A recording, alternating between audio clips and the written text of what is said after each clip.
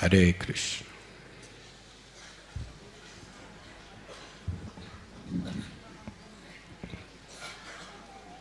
This evening we are concluding our Sri Navadvip Mayapur segment of the 2012 Yatra. Tomorrow early morning we will go to Ekachakra Gram.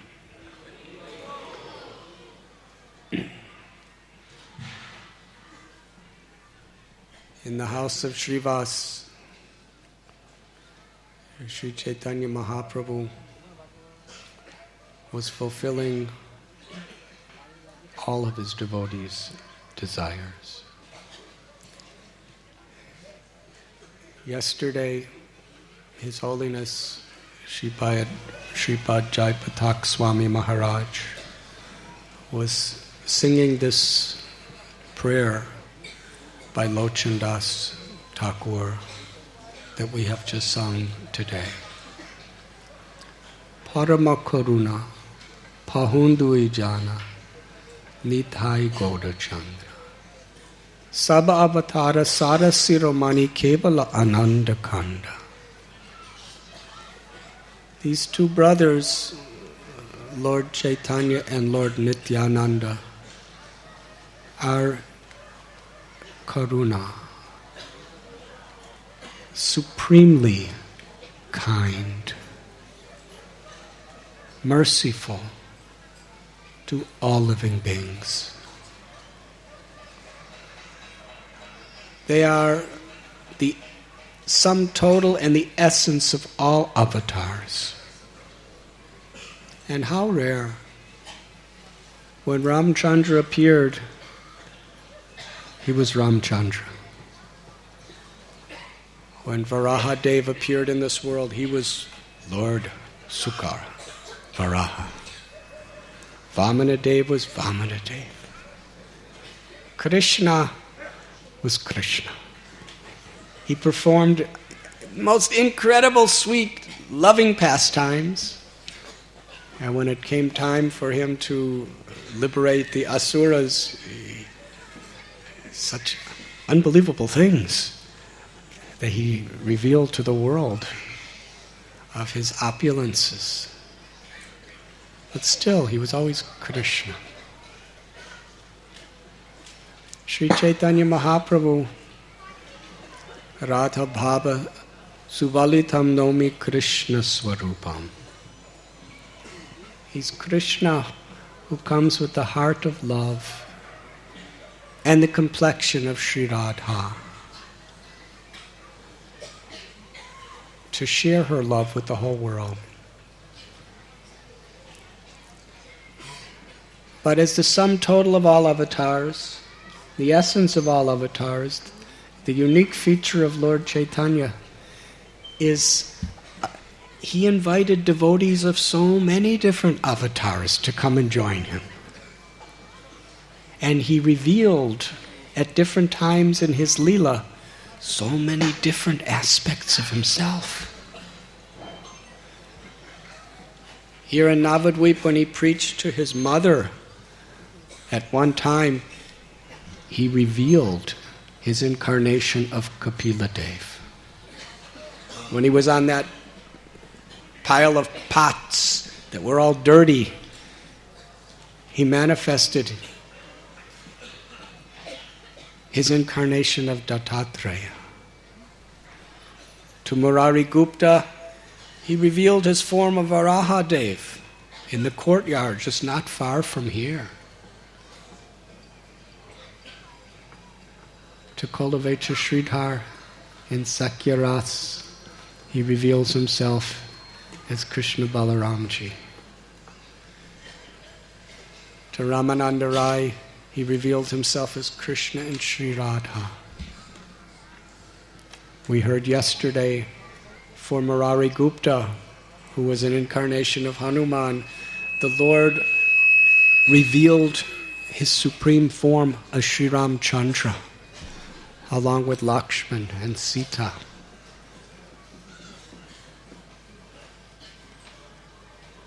During the Mahaprakash Lila, the 21 hours of transcendental ecstasy in the house of his dear devotee Srivas, the Lord manifested himself to reciprocate with the most intimate love, moods of love, with each and every one of his particular devotees.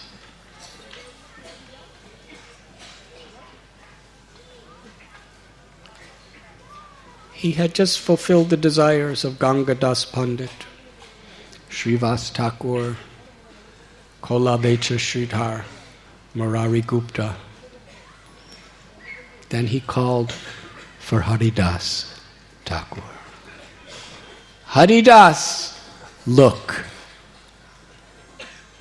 Haridas looked, and he saw the supreme opulence of Krishna standing before him. Sri Chaitanya Mahaprabhu spoke to Haridas that, Haridas, your body is better than mine. I come near you, I touch you to purify myself. And the family of your birth is not only my family of birth, it is better than my family of birth. Very interesting. Lord Chaitanya, his grandparents Upendra Mishra and Nilambar Chakravarti were very, very highly respected, the most honored caste of Brahmins. Haridas Thakur was by the social system from a family of untouchables. And everywhere Haridas Thakur would go, although he exhibited the characteristics of the greatest saint, the humility of the dearest devotee of the Lord, he honored, respected, and loved everyone. Haridas Thakur could not see fault in anyone. It was beyond his capacity.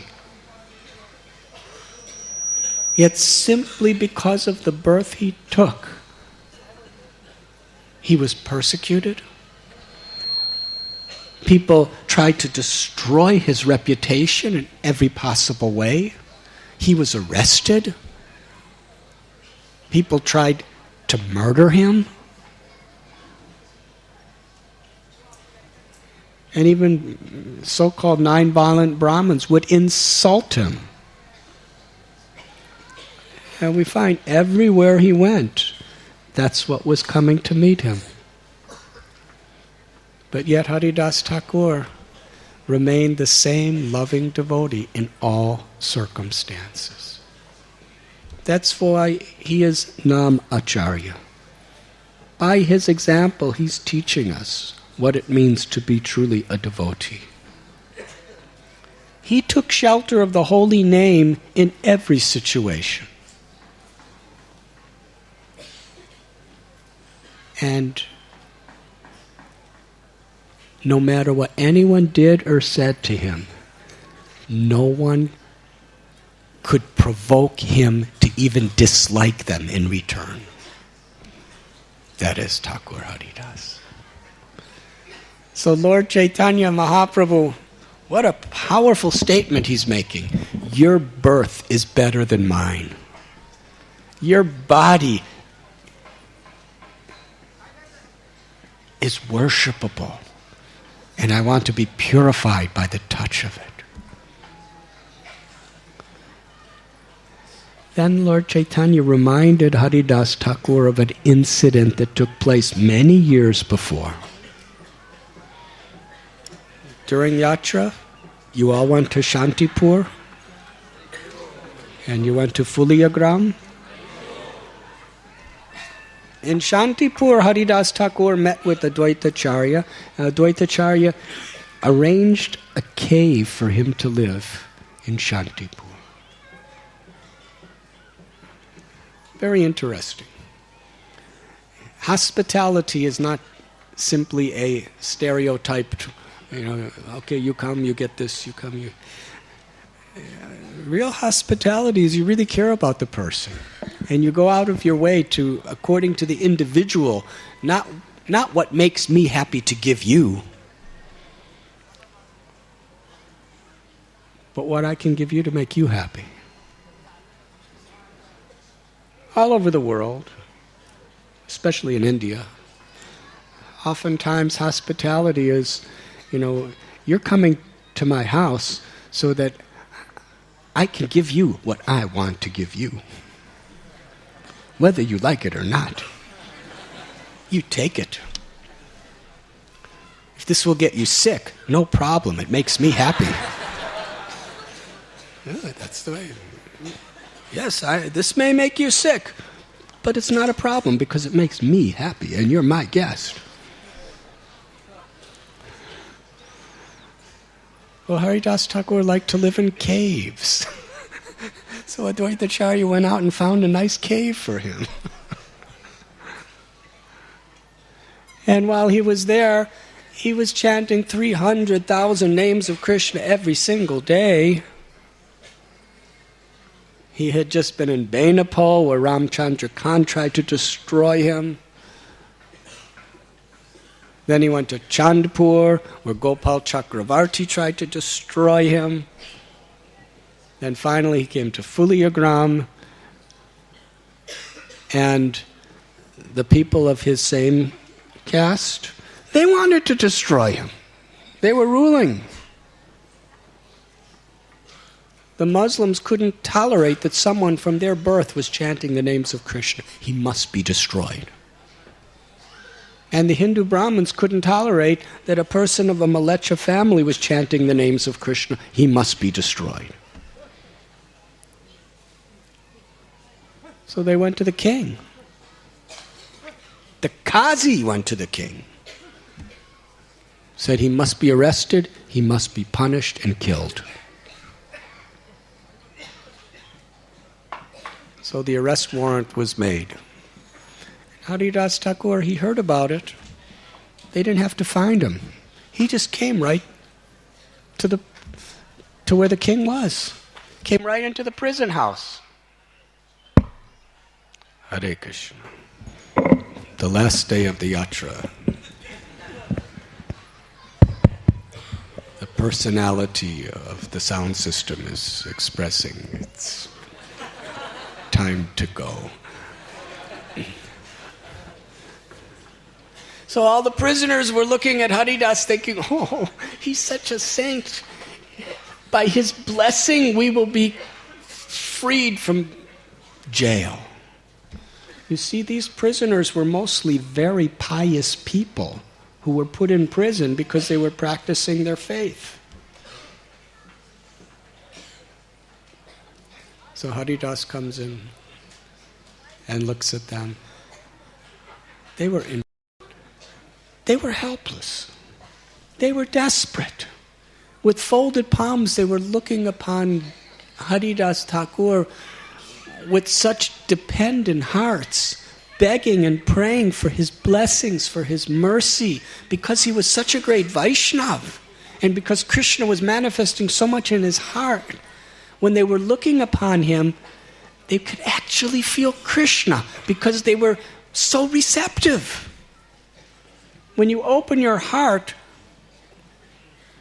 to a great Vaishnav, you're opening your heart to Krishna.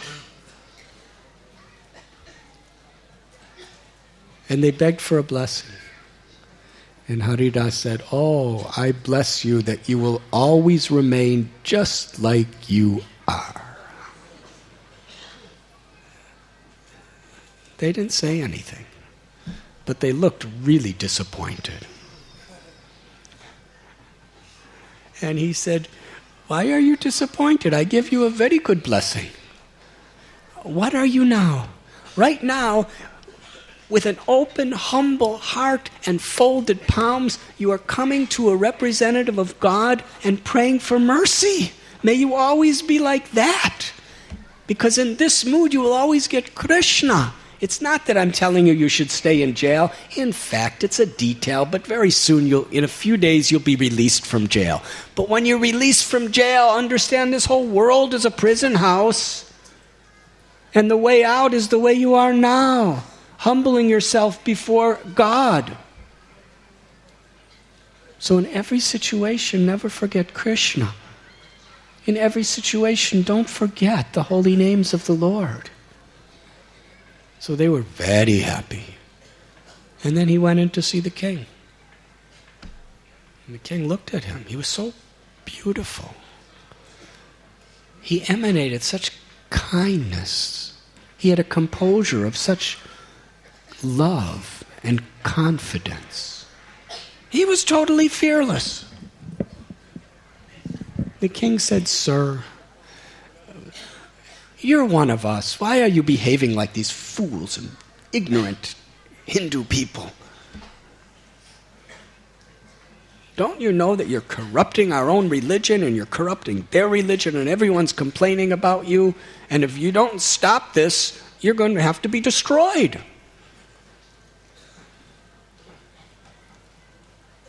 Haridas Thakur, right in front of the king, he laughed. Ha ha! Just see the illusory power of Lord Vishnu. How much illusion you people are in. There is one God who is the absolute creator, destroyer, maintainer of everyone that exists. He is the ultimate father and mother of all living beings. He is eternal. He is imperishable. He is infinite in every way. And he's the divine person. And he goes by many names. In the Quran, he is called Koda. In the Puranas, he is Ram or Krishna or Vishnu. He has many names, but he's the same one supreme person, and we are all his children. My heart is irresistibly being attracted by that one supreme being to his form of Krishna. I cannot help but chanting the names of Krishna. They were getting very angry. They said, if you just stay to yourself and don't contaminate anybody else, we will let you live. Otherwise, you must die. Haridas Thakur said, to give up my body is inevitable in due course of time. But to give up showing compassion to other living beings is impossible. This is the characteristic of one who loves Krishna. He didn't say that, but that is his characteristic.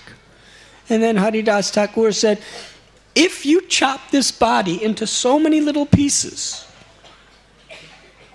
every piece with compassion and love will be chanting Krishna's holy names.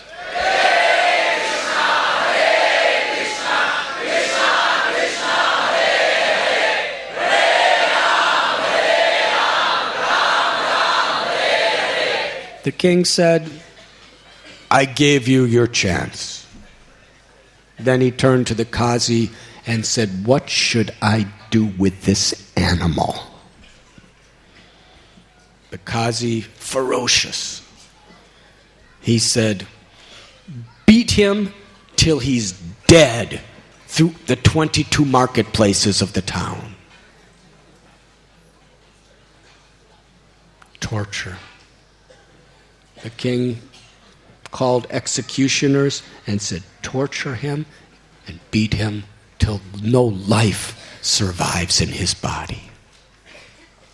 They dragged him by the hair, and it was a public display to warn other people not to come anywhere close to somebody like this, what to speak of be it. They beat him and beat him and beat him to the 22 marketplaces. Throughout the entire day. people tried to stop him, but if anybody tried to stop the executioners threatened them and they ran away.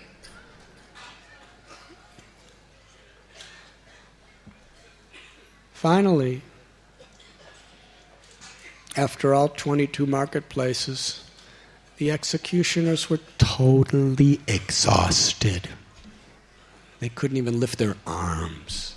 They were beating him with sticks and whips. They were pulling him, kicking him, blaspheming him. They said, Haridas, why don't you die?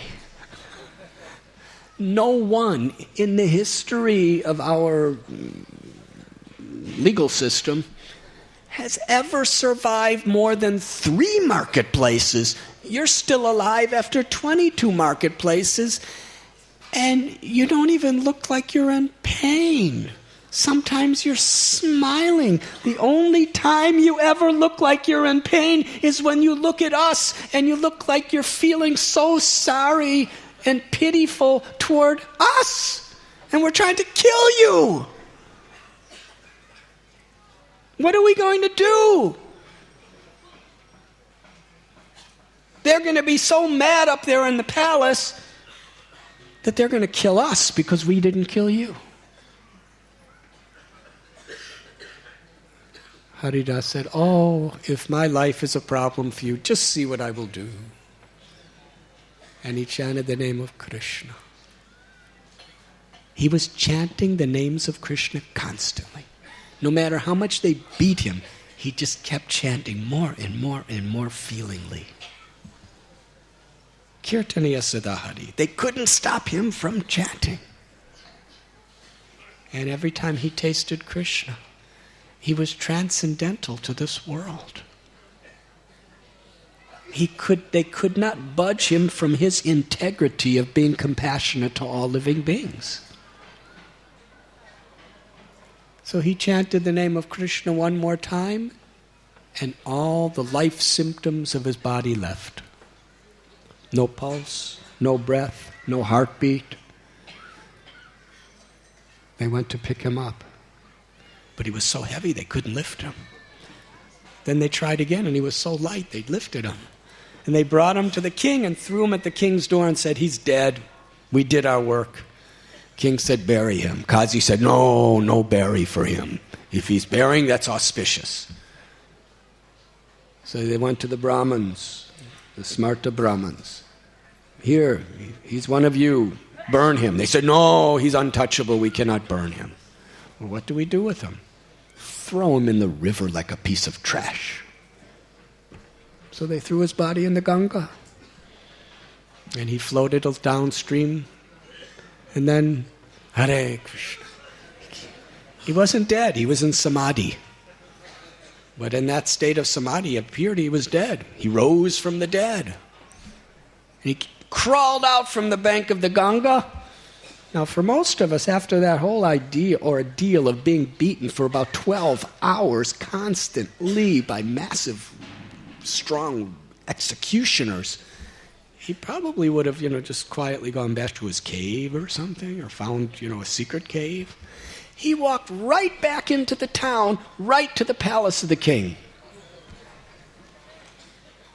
And when the king saw him, the king actually bowed at his feet and said, Haridas, you are a saint. Do whatever you want, but please forgive me. That's Haridas. So Sri Chaitanya Mahaprabhu in Srivas' house, he was reminding Thakur Haridas of this incident. He said, do you remember when those executioners were beating you with sticks, whipping you with whips, kicking you with their feet? Do you remember that? There is no way a human being could possibly survive. They were inflicting so much pain with so much hatred that from the spiritual world of Vaikuntha, because you were crying out my names with so much feeling, I descended from Vaikuntha in an invisible form with my Sudarshan chakra to punish them. But as you were chanting, from the core of your heart, with such genuine feeling, you were praying, My Lord, please forgive them. Please give them your mercy. Don't punish them because of me. Haridas, Lord Chaitanya said, you not even for a slightest moment found fault in them. You only saw good in them. You loved them. You were willing to suffer and die rather than have them get any of the reactions of their karma. Because your prayers of compassion were so genuine, he said, my Sudarshan chakra was powerless. My anger against them was conquered by your love for them. So I couldn't hurt them because I knew that would hurt you. So all I could do is put down my chakra and lay my invisible body over yours to take all the beatings myself. Because of your love and your compassion, Haridas, I did that. Just see. And then Lord Chaitanya opened his jhara and revealed all those brutal whipping and sticking and beating marks on his own beautiful body. Haridas Thakur fell unconscious. Lord Sri Chaitanya Mahaprabhu said,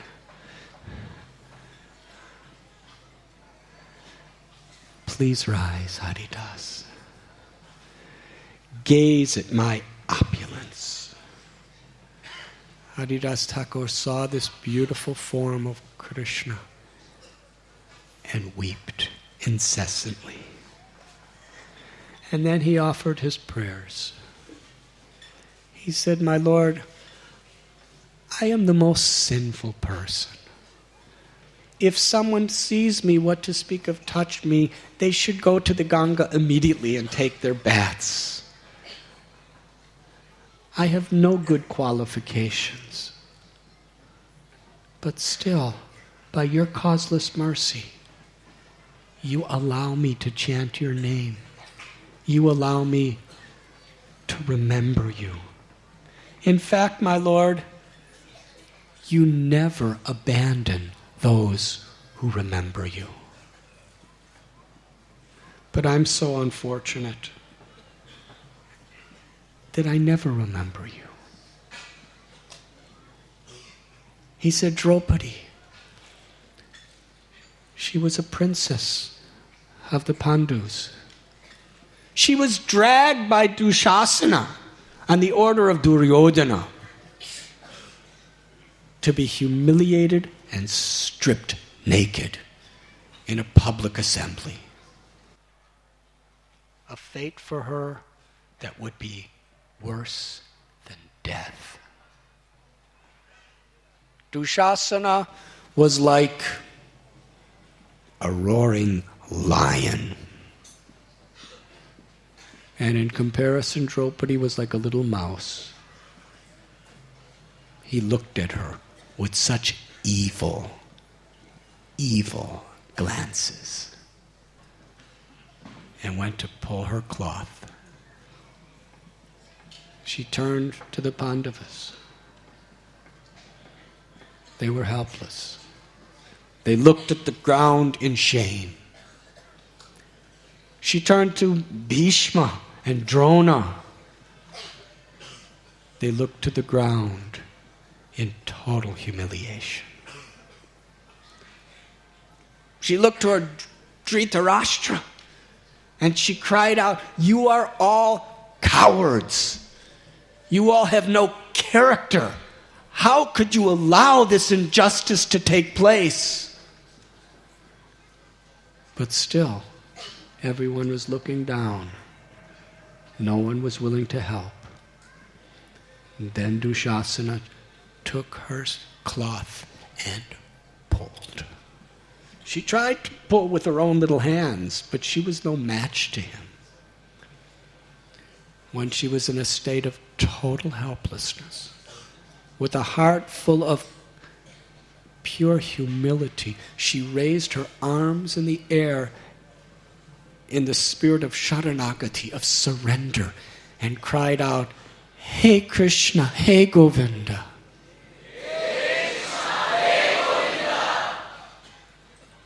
And in this spirit, Haridas said, she remembered you. And you manifested as her sari. And because you are unlimited, her sari was unlimited. Dushasana pulled and pulled and pulled and pulled, and she was spinning like a top as he was pulling and pulling and pulling until the room was filled with material of cloth. And ultimately Dushasana fell to the ground exhausted. And Draupadi was still dressed. Krishna was embracing her. This is the power of remembering you.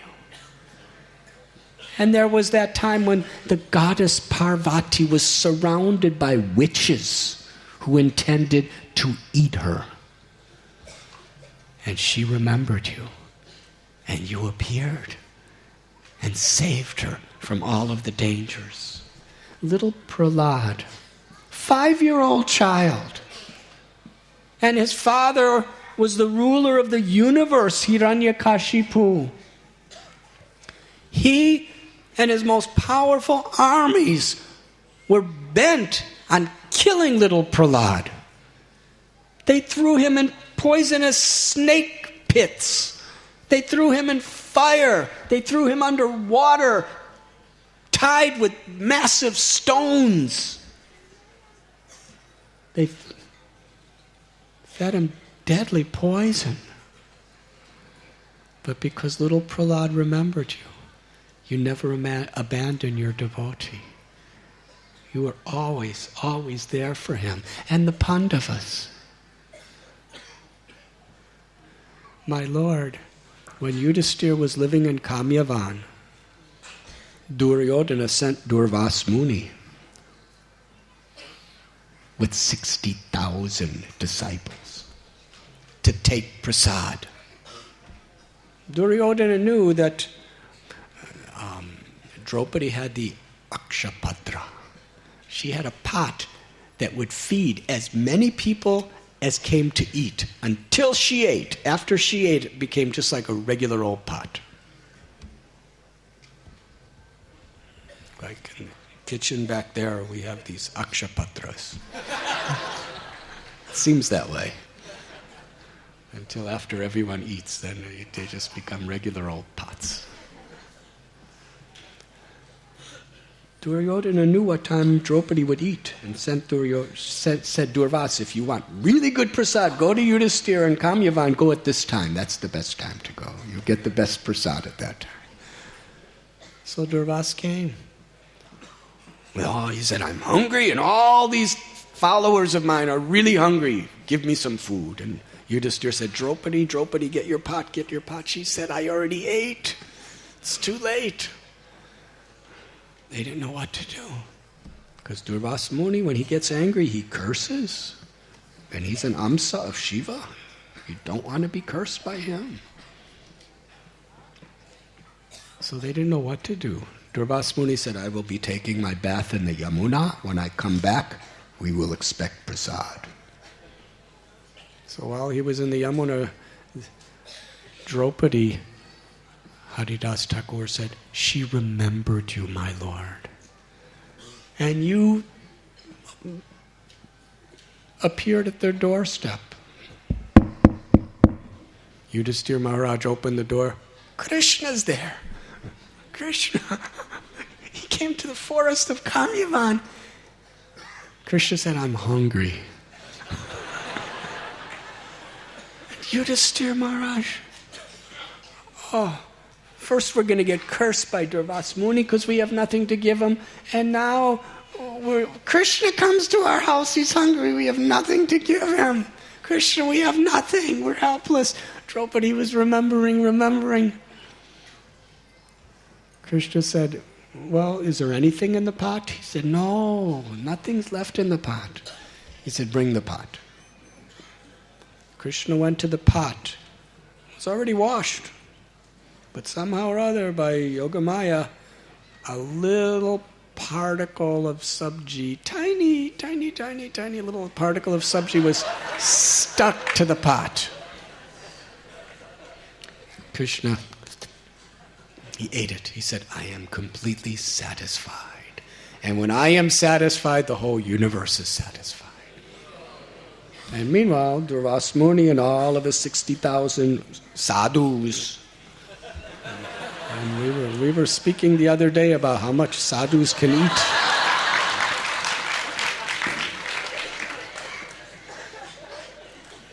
All of a sudden, it was as if they just overate by 10 times. It was like a huge Govardhan Puja feast or something. They were bloating, like they were so filled with food, and they hadn't eaten anything. And then they were all looking at each other like, Bhima has his club, and if Chowpatty cooks this massive feast for us, and we go to the house and we don't eat anything, then we're going to make an offense to the Pandavas, and who knows what Bhima will do if we offend his wife like this. So what should we do? And they were thinking, what do we do? What do we do? Durvas Muni was even thinking, I can't eat anything else. I can't even drink a drop of water after this. And then Krishna, the Pandavas didn't know what was happening. The Pandavas were still thinking that they're going to get cursed. Krishna told Bhima, go and tell Durvasa and all of his disciples, prasad is ready. What? There's nothing here. He said, no, go, tell him. Tell him immediately. And bring your club with you. So this is blind following from a material perspective. He said, all right. He took his club and he went and said, Durvas, all of your disciples come. Chowpatty has prepared prasad. It's waiting for you. And he didn't know why he was saying it. And Durvas Muni, he said, Bhima, you go home. We'll be there in a few minutes. So Bhima said, all right. And as soon as Bhima turned his back, they all... Now, these were mystic yogis. With all their mystic powers, they got out of there as fast as they could, so there was not a single sign that they were ever even there. Haridas Thakur was saying, this is the power of remembering you. But I'm so unfortunate that I can hardly remember you. Ajamil was the son of a very saintly Brahmin. But due to the association with a very, very, very lusty situation, he lost all of his good character. In that association of somebody addicted to the senses and the mind, he became, just to support, he became sinful, criminal. There was nothing he wouldn't do. And when he was old, on his deathbed, as he was dying, the Yamadutas came for him. And when he saw them, he thought of his little son, whose name was Narayan. And he called out the name Narayan. And Haridas said, when he called the name of Narayan, he remembered you, the Supreme Personality of Godhead. And the Vishnu Dutas came and liberated Ajamil. And ultimately he attained the supreme perfection of life. This is the power of remembering you. But please, my Lord, please do not reject me, even though I hardly can even remember you. Now what is Haridas saying? He's not just talking things that he doesn't mean. This is his humility. When a person is truly a great devotee and understands the unlimited beauty, sweetness, and greatness of Krishna, then we realize how small we are. And in that humility, we give ourselves completely to Krishna. And in giving ourselves completely to Krishna, Krishna gives himself completely to us. The simplest and most powerful of all ways of remembering Krishna is to understand that Krishna is not different than his name. With all his potencies, with all his beauty and grace.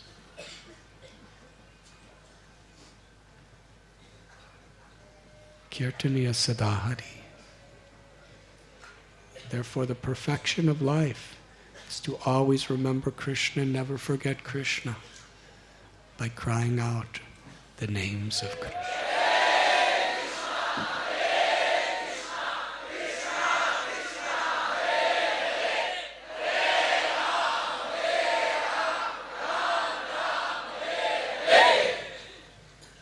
Lord Chaitanya told Haridas, ask for any boon. I want to give you whatever is in your heart.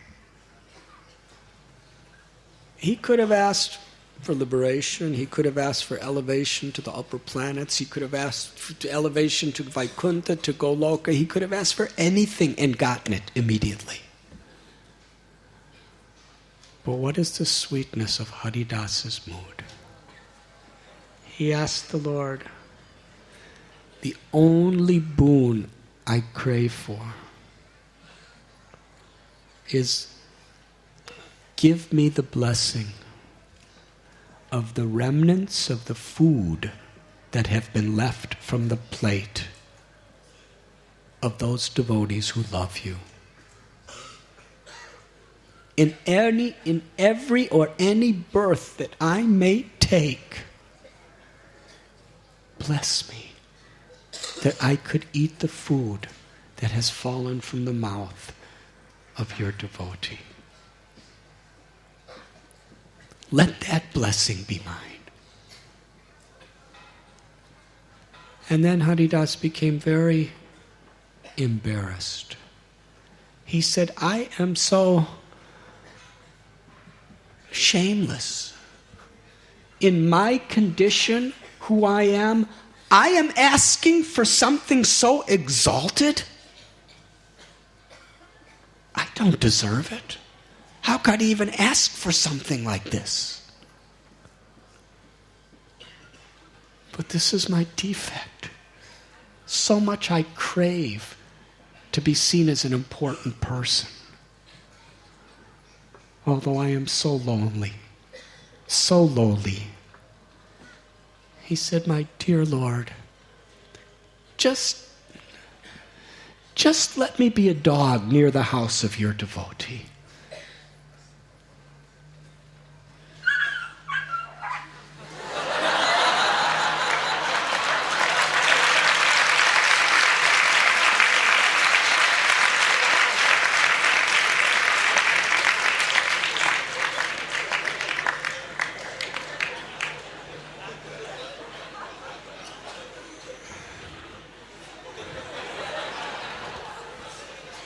Mayapur is wonderful.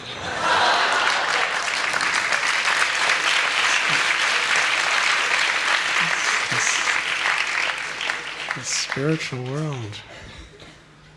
Who knows who that dog is? Maybe Haridas Thakur, who came to give us his association. Haridas again and again was begging Lord for Chaitanya. Just the only thing I ask is let me be the most humble servant of the servant of the servant of your servants. He had such feeling and such sincerity that Lord Chaitanya cried. He said, Haridas, anyone who sees you, anyone who talks to you, anyone who even remembers you, I will give them Krishna consciousness. I will give them all the blessings of Krishna. Haridas, you are my master, I am your servant.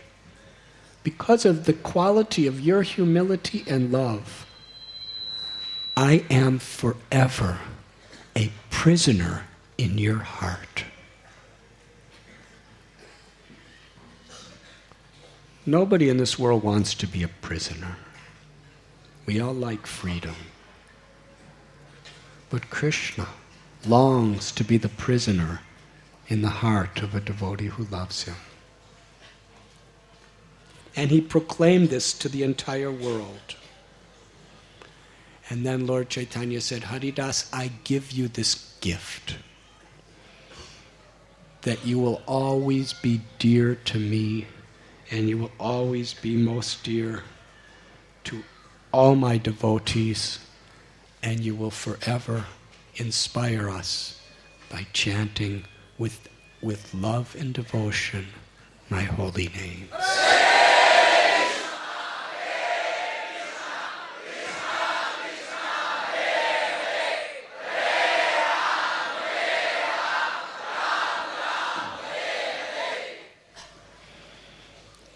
When the devotees saw this exchange of affection between Lord Gauranga and Thakur Haridas, they cried out, Jai, Jai. Has Srila Jai Patak Maharaj come yet? Okay. I'm just keeping you here until he comes.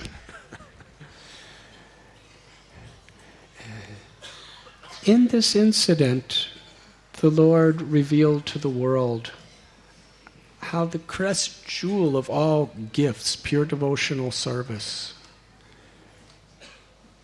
is not given on the basis of any material consideration.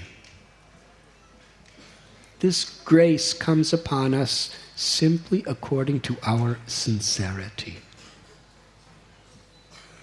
It's not a question of our caste or our sex or our nationality or our education or our income. It's not even a matter of how we dress.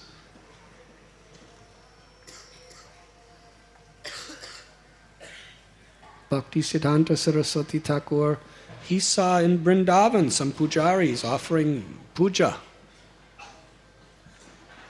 And he said that they are offering puja simply to get money, to smoke bidis.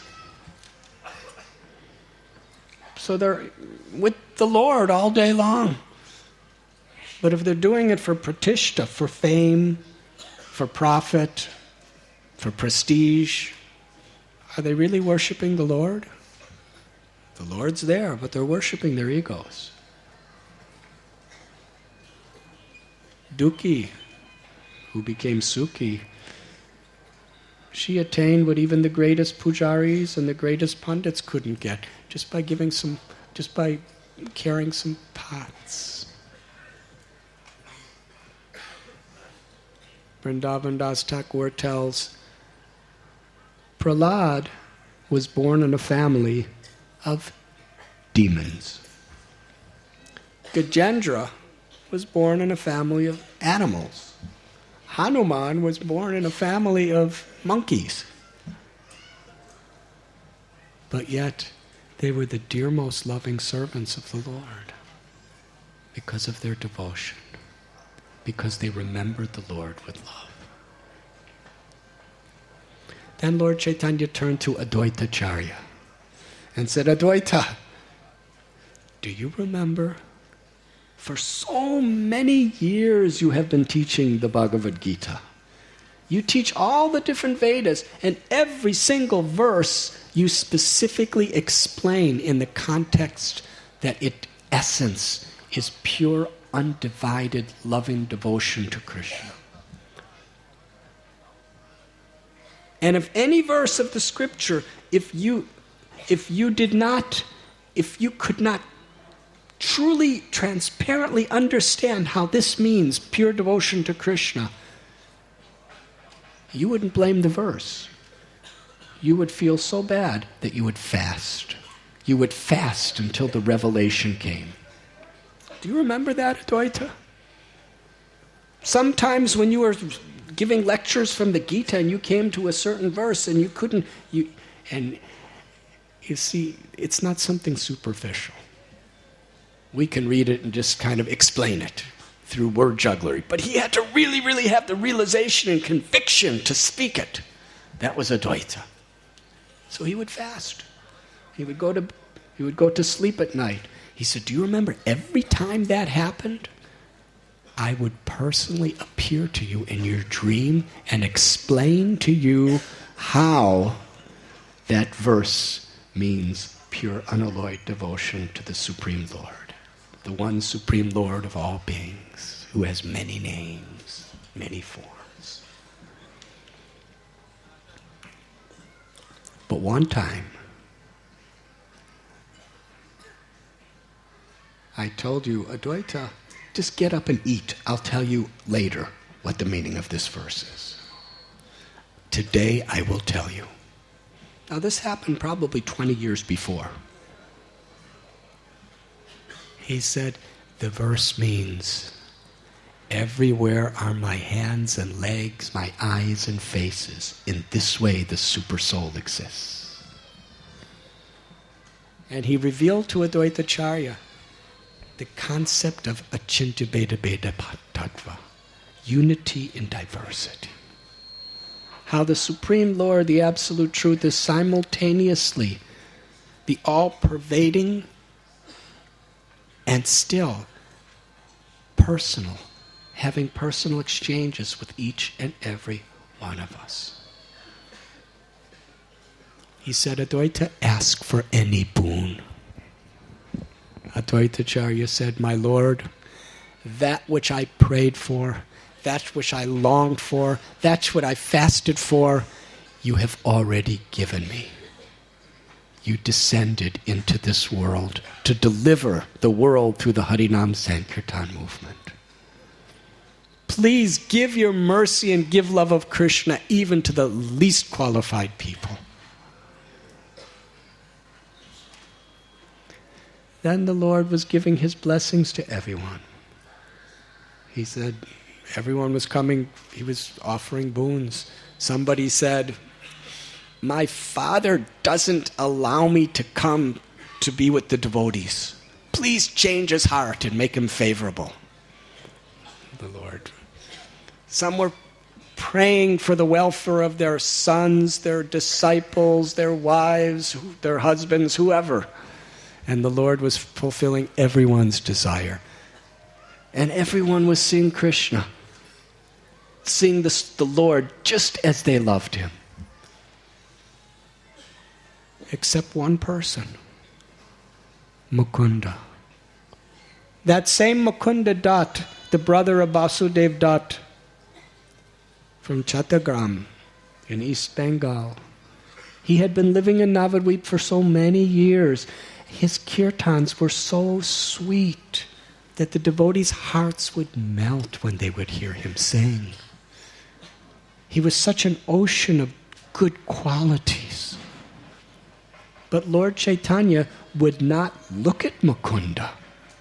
He would not call him forward. In fact, he was utterly neglecting him.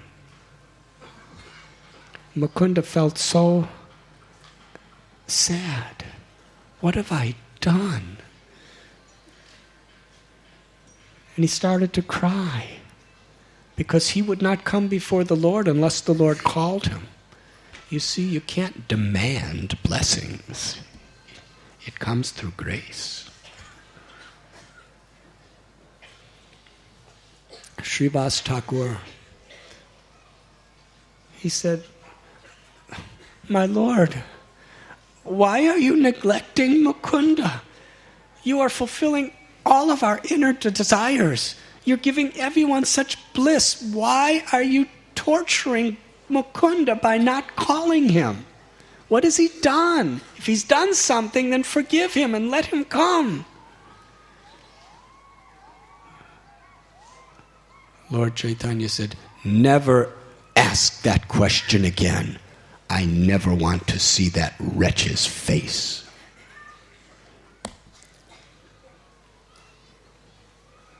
Mukunda could hear it all. He was just behind a curtain. Srivas started to cry. All the devotees started to cry. This is the nature of Vaishnavas. Everyone in that room just saw Krishna and got all their blessings, all their boons fulfilled. Krishna intimately showed just the form of Krishna that they loved to each of every one of them. But none of them were happy. Because they loved Mukunda so much. If he's not happy, how could we be happy? This type of compassion is the highest happiness. To feel the pangs of another on a spiritual platform, that compassion is the highest happiness within this material existence, because it's not of material existence. It's what the Lord feels when he comes to this world. It's why he comes to this world. Srivas said, if he's made a mistake, then, forgive him. Don't you know that Mukunda loves you? You always dance when he sings, and our hearts always melt when he sings.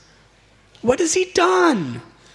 And Lord Chaitanya said, he is the type of person who keeps straw between his teeth and with all humility bows at your feet and then picks up an iron club and smashes you on the head with it. That is Mukunda. He was talking about when Mukunda was very young, many years before, he had a teacher who was directly opposed to bhakti or devotional service. And influenced by his teacher, he was critical of the path of bhakti.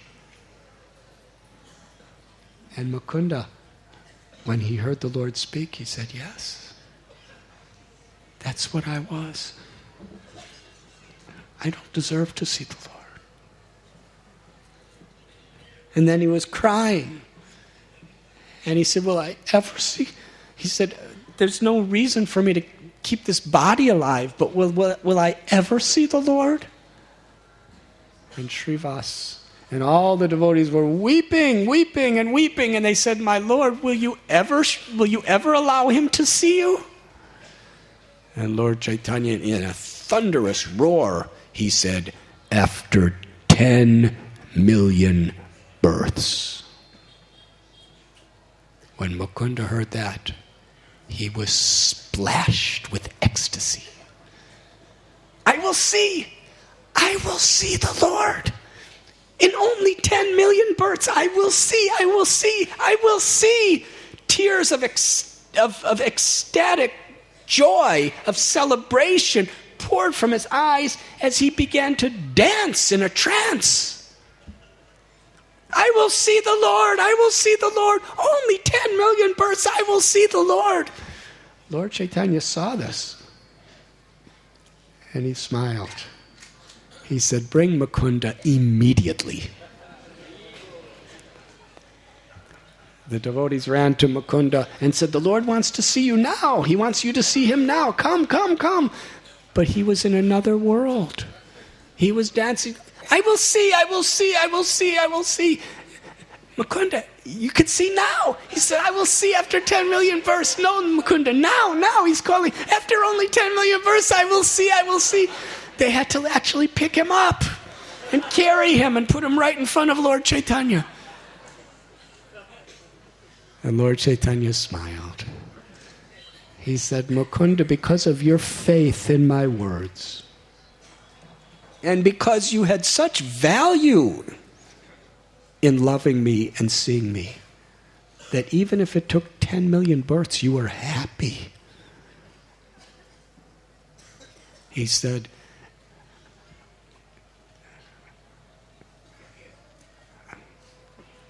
I have brought you before me at this moment. He said, actually, because of your enthusiasm, any offenses you've ever committed have been wiped away. In fact, you never even made any offenses.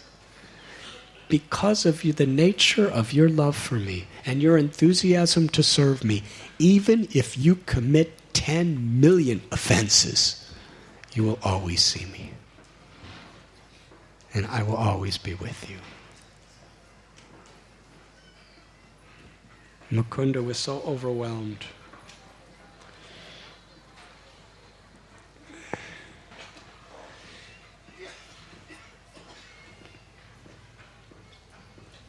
He said,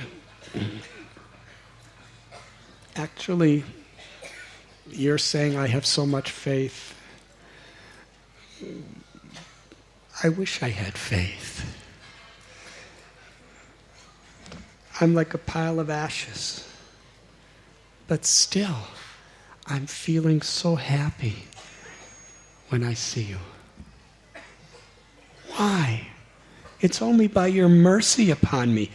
Duryodhana would see you regularly. In fact, at one time, you manifested your Virat Rupa, your universal form to Duryodhana. And he was looking at you, but he didn't feel any happiness upon seeing you. Rather, he was envious. He felt unhappy seeing you. And Vidarbha, that great kingdom, when you came to kidnap Rukmini, her brother Rukma, and Jarasandha, and all those kings, they saw you, the Supreme Personality of Godhead, Dwarkadish. But they didn't find any happiness. Rather, they suffered and ultimately lost everything. Hiranyaksha, he had the personal vision with his own eyes of Varahadev. In that form, every one of your limbs was the personification of all the yajnas, the very personification of all knowledge and all realization. Great yogis and mystics perform tapasya for hundreds of lifetimes for a glimpse of Varahadev.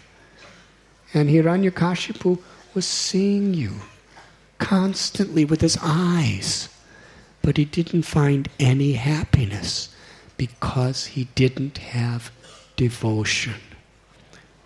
Duryodhana saw you, but no happiness because he didn't have devotion. Hiranyaksha's brother, Hiranyakashipu, saw the incredible divine form of Narasimhadev. But he felt no happiness because he didn't have bhakti, devotion. At the same time, Kubja, she was just a hunchback lady. And the Yagyapati, Patnis, the Brahmins' wives, and the women of Mathura, and the garland makers, they didn't have any qualification. They never did any yagyas. But because they had devotion, when they saw you, they felt such happiness. And that happiness completely purified their hearts. At the same time, on the same day, Kamsa saw the same thing that Kubja saw. And all the women of Mathura. and that garland maker, they all attained the ultimate perfection of life by seeing you. And Kamsa saw you, and he felt miserable because they had devotion and he didn't. This is the power of devotion, bhakti. That power has empowered Anantashesha to speak the Vedas continuously without having to ever repeat anything twice. It's given Shiva the power to create all auspiciousness. It is devotion that has given Narada Muni the power to be the greatest of all sages. And Vyasadeva, he compiled all these Vedic literatures, the 4 Vedas, the Upanishads, the Puranas, but he wasn't happy until he exclusively glorified devotion in the form of Srimad Bhagavatam. Then he became completely happy. My Lord, I have no devotion, but still, I'm so happy to see you. That is your causeless mercy. That is your grace. I'm like a little worm, but still you allow me to see you, and you allow me to feel so happy when I see you. Lord Chaitanya wept. He said, Mukunda, whenever I incarnate, you will always be at my side, singing kirtans of the holy names.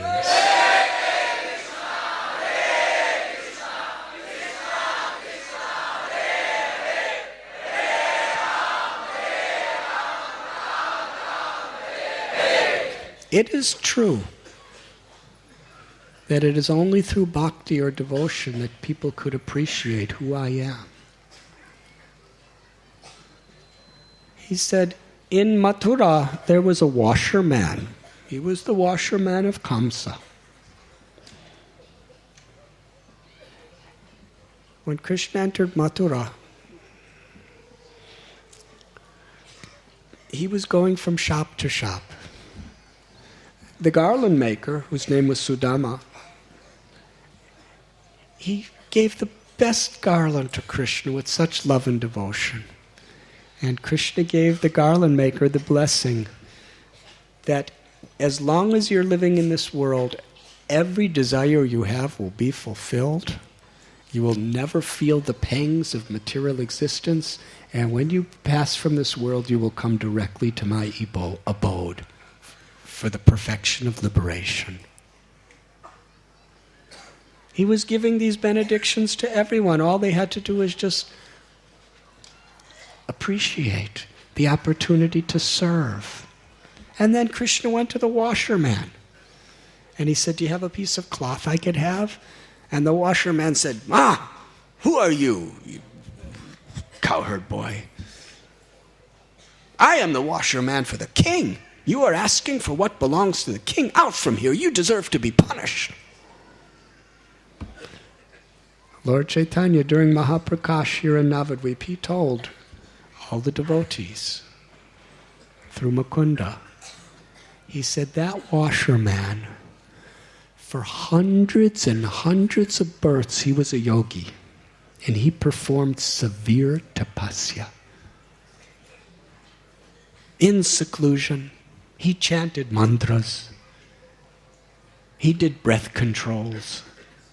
He did so many austerities of fasting, living in total simplicity, birth after birth, with the single aim of seeing me. And I granted him the fulfillment of it. And I came right to him, and he saw me face to face. But because he had no devotion, he wasn't happy. In fact, he was miserable. This is the power of bhakti. You see, when we have bhakti, we see things as they are. Bhagavad Gita as it is. Krishna tells in Gita, when you have thus learned the truth, you will know that all living beings are in me, are of me, and are mine. When we have bhakti, we see premanjana churita bhakti vilochanena. We see through the lens of this devotion.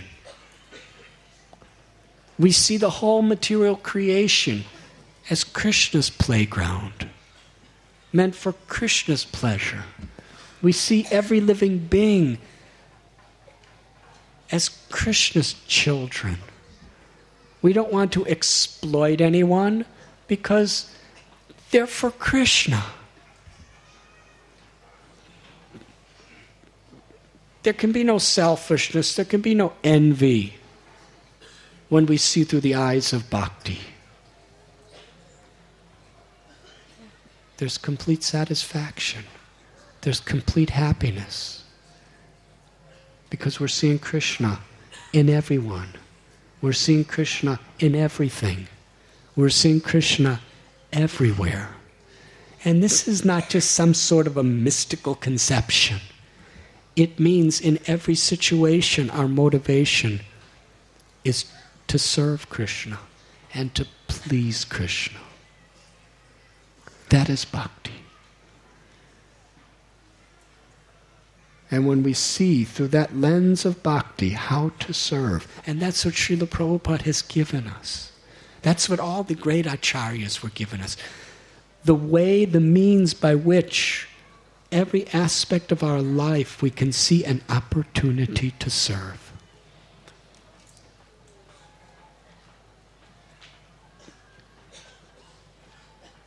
We remember Krishna. Srila Prabhupada once said to his one disciple, asked him, how do we see you everywhere? How do we see Krishna everywhere? And Srila Prabhupada was sitting at his desk and he picked up his spectacles. He said, when you see these spectacles, what do you see? The devotee said, when I see these, I think these are my Gurudev Srila Prabhupada's spectacles. He said, so you are seeing me in the spectacles? I said, yes. And what happens when you look? He said, I feel so much love and gratitude to you because I remember you.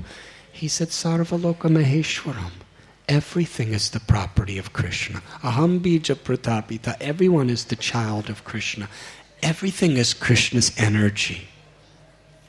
Aham sarvasya prabhavo. And everything is ultimately meant for Krishna.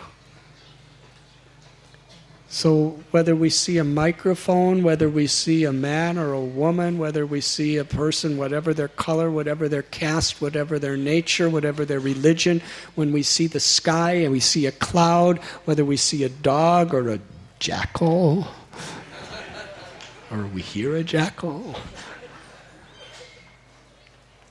wherever we look, wherever we see, our enthusiasm is how I could serve. We see an opportunity to serve in every situation. This doesn't mean everything becomes one in that we become indifferent or hard-hearted. In all the variegatedness and differentiation, the oneness is in our love for Krishna, in our sincerity to serve Krishna. And this is where true happiness is. The only happiness for the soul, for the Atma, is to serve with love, to serve Krishna, and to connect others with that service, through that service. So Sri Chaitanya Mahaprabhu was revealing this to Mukunda Dutt. And he said, Mukunda, I give you this blessing that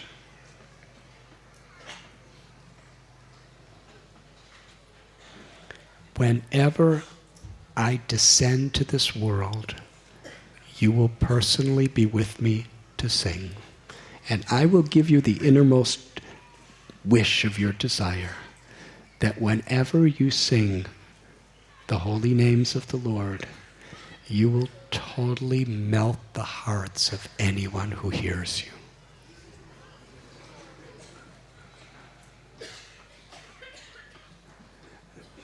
The devotees, they cried out in such happiness to see the blessing coming upon Mukunda. Haribo. Then everyone was completely happy because no one was left out. And Vrindavan Das Thakur tells us that anyone who hears this narration with sincere faith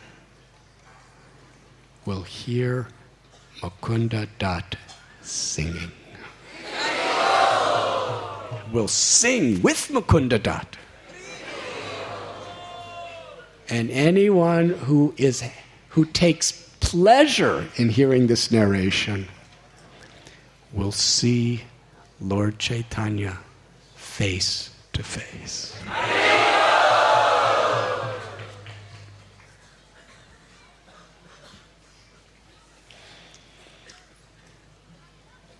As the Mahaprakash Lila was continuing, there was a little 4 or 5 year old girl.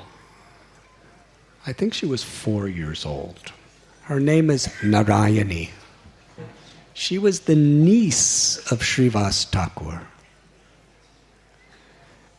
And little 4-year-old girl, she was just sitting. And Lord Chaitanya took his whole plate of prasad that they offered him, and he ate something, and he gave the plate. He said, Narayani, take the remnants of my prasad. Could you imagine? All these mahants, these avatars, these paramhamsas, these sages, these incredibly enlightened beings are filling the room, and he gives his plate of prasad to this little 4-year-old girl, Narayani. And she ate it. And she was so happy. This was very moving. In fact, it's one of the most historical aspects of our tradition, that Narayani was given this prasad by Lord Chaitanya. Such a fortune. And she was so grateful. And after she ate the prasad, Lord Chaitanya, right in front of everyone, he smiled and said, Narayani, chant the name of Krishna and cry in ecstasy. A little Narayani, she would, Krishna. And as soon as she said the name Krishna, little girls cannot imitate. As soon as she said the name Krishna, all her hair stood on end, her limbs began to tremble, and torrents and torrents and torrents like monsoons were pouring from her eyes in tears, and she fell to the ground, tasting the sweetness again and again of the names. Krishna, Krishna, Krishna. When the devotees saw this, they were struck with wonder. This is the power of bhakti. Whether we're a little girl or whether we're a great Sarvabhauma Bhattacharya, when we receive the grace of the Lord, all impediments are removed and we can achieve the ultimate perfection. And the son of Narayani is Vrindavan Das Thakur, who was actually a disciple of Nityananda Prabhu, the grandnephew of Srivas Thakur, and it is he who gave us this Sri Chaitanya Bhagavat and described the Mahaprakash Lila. And now we have what we have come for, what we have received, and what we can carry in our hearts with us wherever we may be going. Srila Prabhupada called devotees from all over the world to come to Sri Mayapur Dham, Sri Vrindavan Dham, for the purpose of surcharging our hearts, surcharging our devotion with the powerful sanctified atmosphere of these holy places and the holy people that we associate with in these holy places. The idea is, while we're here, through the Lilas, through the darshans, through the experiences, our prayers, we actually install the Dham within our heart. Then our heart becomes a holy Dham.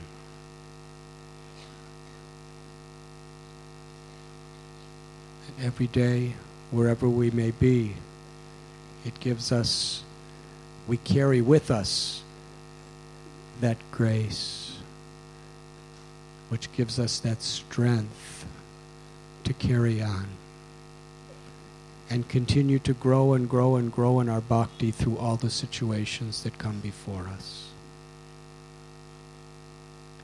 So, in one sense, the second part of the yatra is beginning today, which means taking the spirit of Sri Navadvip Dham, the eternal spirit of Sri Navadvip Dham, into our daily lives. Yat karoshi rasnashi yat johoshi tadasyat yat tapasya sikonti yat tat kurusho mandarpanam. Krishna tells, whatever we do, whatever we offer and give away, whatever austerities we perform, whatever sadhana we do, whatever we do in any aspect of our life can be done as an offering to Krishna.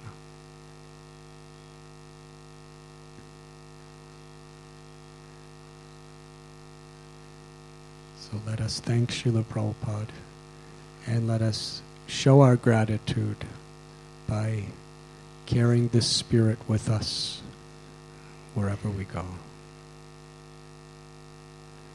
And on behalf of all the devotees in this yatra, I would like to offer my deepest heartfelt gratitude to all of the managers and leaders, in fact all the devotees of Sri Mayapur Dham, who have opened the gates of this holy place, arranged such incredible facilities, encouragement.